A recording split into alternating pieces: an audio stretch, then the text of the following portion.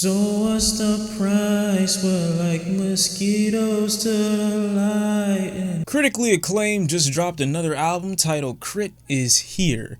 As opposed to his previous tapes, K.R.I.T was here. Big K.R.I.T dropped another album that I didn't know was coming out until after it came out. When people mention Drake and J. Cole and Kendrick, they usually leave out voices like Wale and Big K.R.I.T. People that have proven themselves in the past to be very strong lyricists, but have, in my opinion, been held back by label mishaps. So in 2016, Big K.R.I.T finally made the decision to leave his label Def Jam, and he came out in 2017 with his album that was critically acclaimed, called Forever Is a Mighty Long Time. After the independent release of Forever Is a Mighty Long Time, it made sense that the next album that he came out with would also be independent. But this independence to me is what adds to the authenticity of Big K.R.I.T. It's what added to the authenticity of Forever Is a Mighty Long Time.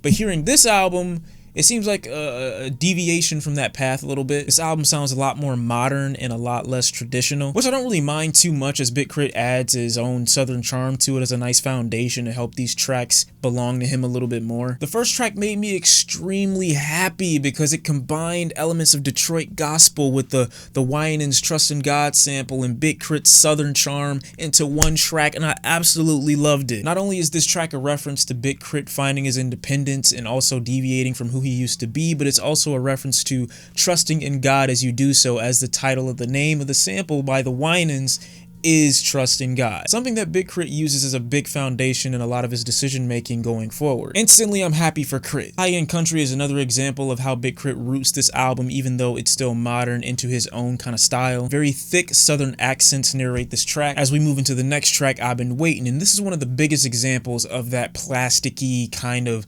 synthetic feel or nature that a lot of this album kind of carries. On this track is very braggadocious. Big K.R.I.T's talking about how he's waited so long to be able to get to this position so he doesn't have to do as much, and I could only say that that makes sense coming from the standpoint of his last project being so conceptual and so soul driven. This album doesn't really appear to be as much of an important statement, as this track kind of implies that he's waited to get his respect so that he can make an album like this. And don't get me wrong, K.R.I.T's allowed to do that just like any other artist that kind of explores that sound and also explores that lack of substance in their music. But the difference with K.R.I.T is when he does it, along with other artists who have proven to be very conceptual and been successful with it in the past, their music comes off as so obviously dumbed down so that it can appease much more people, so they can garner much more attention from a wider audience. And I'm just surprised that a guy who's preaching and kind of celebrating his independence would make a move that I would expect would be made by a label. Despite it not being my favorite album of 2017, I could definitely acknowledge how much soul and time was put into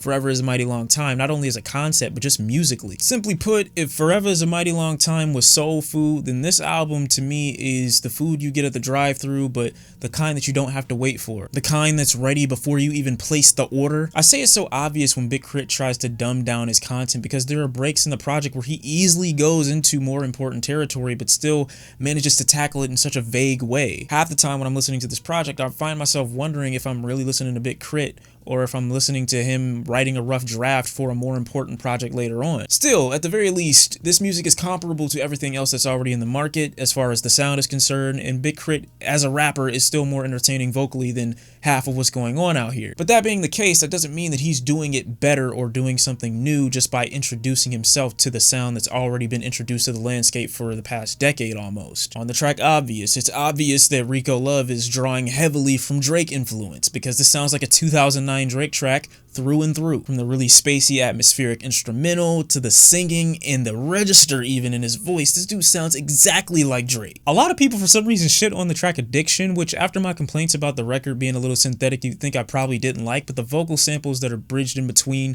Big K.R.I.T rapping and everyone else just sound really good to me. It's really addicting. I don't really care much for the subject matter of this track, but the track itself, just compositionally, works for me. I enjoy hearing Baby Rose or Baby Rose again after being introduced to her off of Revenge of the Dreamers 3 from J. Cole's Dreamville project, but I don't think her personality as a vocalist really is enough to break up the kind of pacing of this track. It's pretty slow and very sleepy, as the second half just kind of draws out. My favorite track by far though has got to be Make It Easy, because oh my god, if that's not the most uplifting, motivational, grateful, thankful, humble track I think I've heard in a very long time. I don't know what is. Nowadays rappers like leaves and fall, they wither away. Nowadays I'm a scripture on Sunday, I'm giving them faith. Southside, outside, MÇHLS alumni, rep that shit till I'm gone. Make it easy on yourself.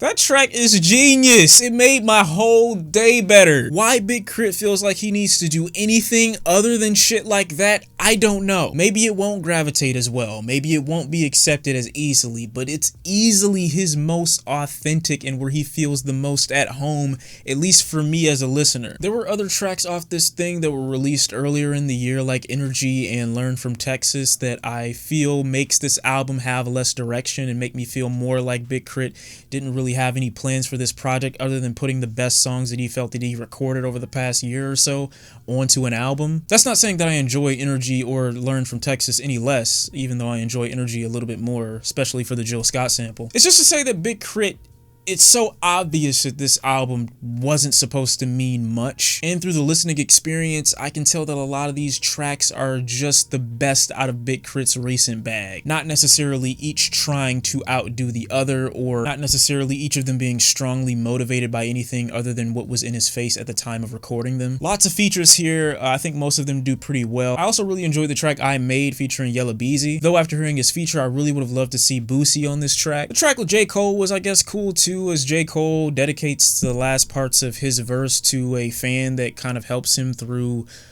baggage claim or something like that. It's not baggage claim, I'm really just simplifying his verse. It was still really heartwarming and I'm sure his fan probably really enjoyed it. Look, I get it. This album doesn't have to be Forever Is a Mighty Long Time too. It doesn't.